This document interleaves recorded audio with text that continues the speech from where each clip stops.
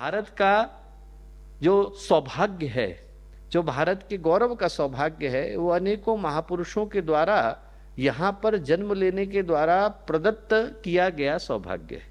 और उस सौभाग्य के प्रतिनिधि बन पाने का अवसर हम लोगों को मिला है।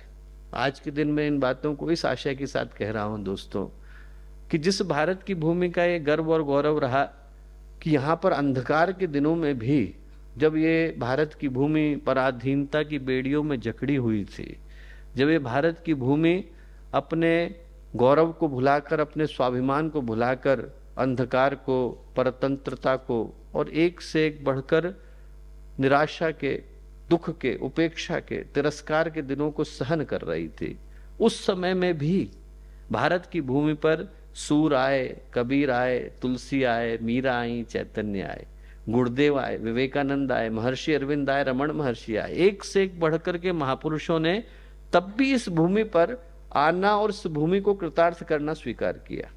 और उस भूमि का, जिस भूमि का सौभाग्य इतना रहा, उस भूमि के दुर्भाग्य की घड़ी हम लोग कह सकते हैं कि आज हम लोग अपनी आंखों के सामने यहाँ पर प्रकृति को कराहते हुए देखते हैं। यहाँ पर हम नदियों को सूखते हुए, पेड़ों को अपनी आंखों के सामने नष्ट होते हुए, हमारे बाद वाली पीढ़ियों के लिए एक सौभाग्य को उजड़ते हुए देखते हैं। जब हम पर्यावरण की बात करते हैं तो पर्यावरण का संबंध सिर्फ उस जगह से नहीं है जहां पर वो घटना घट रही है, उसका संबंध पूरी विश्व मानवता के साथ है। यदि पानी पीने लायक न रह जाए, हवा सांस लेने लायक न रह जाए, धरती अन्न उपजाने से मना कर दे, नदियां बहने से मना कर दे, हवा बहने से मना कर दे, सूरज निकलने से मना कर दे, तो उसका प्रभाव क्या एक घर के ऊपर पड़ेगा?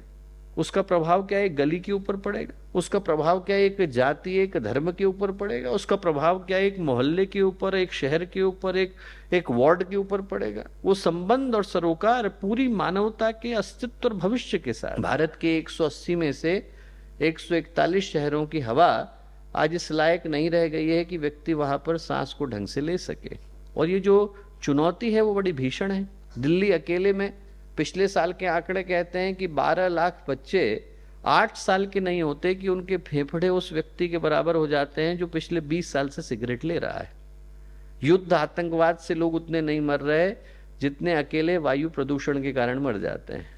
धरती 30% के करीब बंजर हो गई है, 30%। थोड़े दिन और गुजरेंगे तो उसके बाद ये धरती अन्न उपजाने से मना कर देगी। 30% भारत की भूमि बंजर हो चुकी है। जितनी औषधियां हैं उनकी 1500 के करीब प्रजातियां हमारी आंखों के सामने देखते देखते नष्ट हो गई। 2010 में मैं लंदन से वापस लौटा था। 2010 में जिन जड़ी बूटियों को मंगाया करते थे, आज की तारीख में वो मिलती नहीं। लोग कहने के लिए बोलते हैं कि आपके च्यवनप्राश के अंदर अष्टवर्ग की औषधियां उपस्थित हैं, पर जो सत्य है, यहाँ पर 2 आयुर्वेद की डॉक्टर बैठे हैं, वो इस बात को जानते हैं कि यदि हम लोग इस कक्ष के अंदर बैठे लोगों के लिए च्यवनप्राश बनाना चाहें तो आज की तारीख में भारत की भूमि पर इतनी औषधियां उपस्थित नहीं है कि आप में से प्रत्येक के लिए च्यवनप्राश बनाया जा सके। इतनी है ही नहीं। बनाने की दृष्टि से कोई कुछ भी बोले, धरती चली गई, हवा चली गई, पानी चला गया, औषधियों ने हमसे रूठना शुरू कर दिया। प्रकृति क्रोधित है।